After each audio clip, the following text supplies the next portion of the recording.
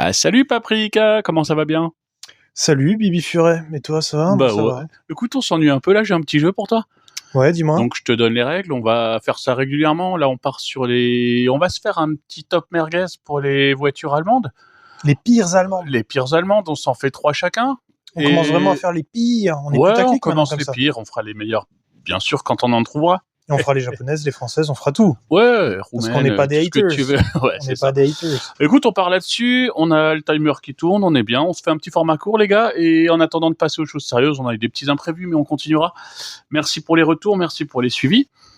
Et vas-y, je te laisse commencer, par sur ta première. Bah écoute, si on parle des pires Allemandes, moi au tout début j'ai une première petite idée, c'est peut-être la Audi A2. Puisque c'est une voiture pleine de bonnes idées, en tout cas sur le papier, qui a fini en énorme tas de merde. Ouais, c'est ça. Un tas de merde léger, certes, mais un tas de merde quand même. Dégâts industriels quand même.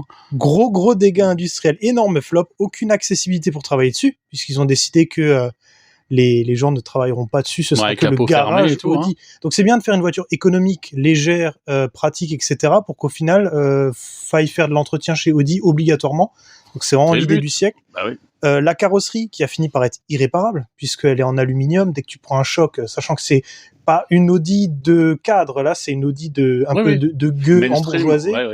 Et du coup, bah, les gens les tapaient, sauf que tu peux pas les réparer. Donc ça, pareil, de l'énorme merde.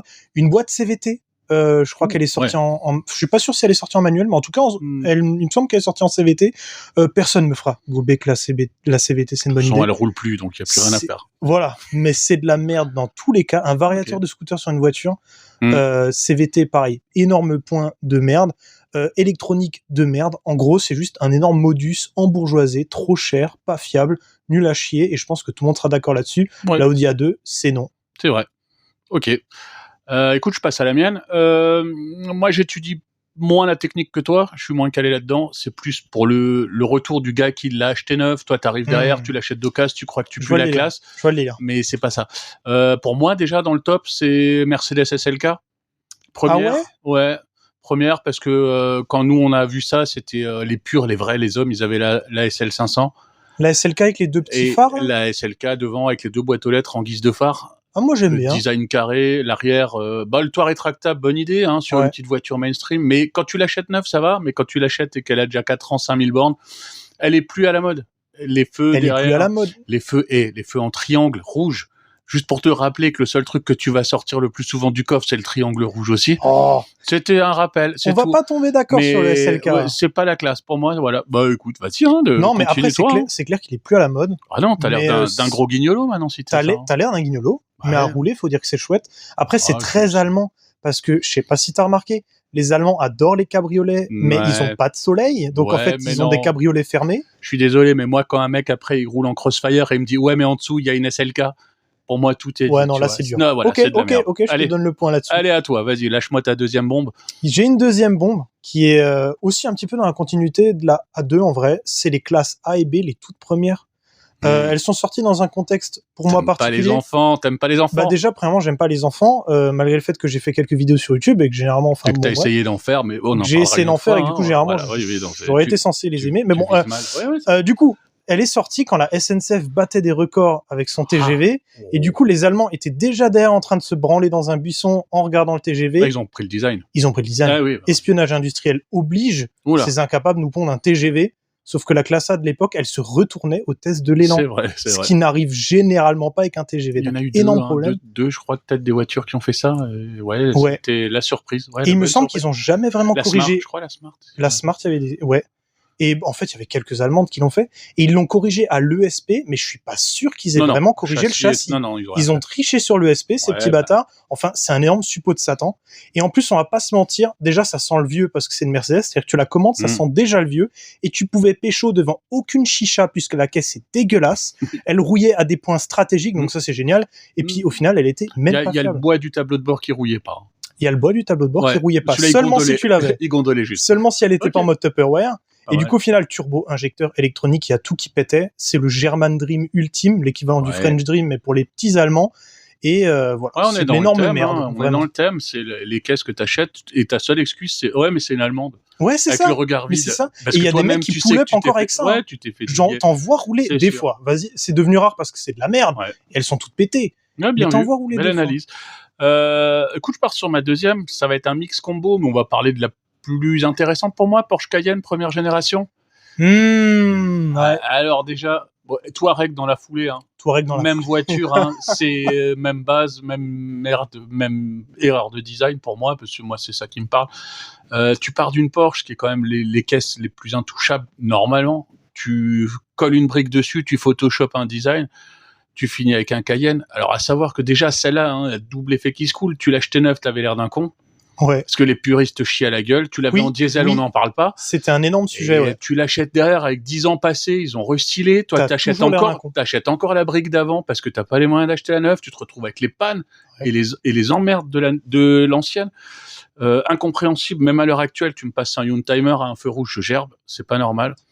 Ça mérite pas ce badge-là. Le problème, c'est qu'on n'a pas la vision. On n'a pas la vision, c'est un utilitaire. En fait, ça doit être jaune et marqué La Poste sur les côtés, mais c'est pas des voitures prestige, me la tape, la coule. Mais il paraît que ça a redressé Porsche à un moment donné parce que ce Cayenne de merde. Ils auraient fait une estafette ou une camionnette, ça marchait aussi. Ils auraient fait des bateaux. Ils ont lancé un truc mauvais.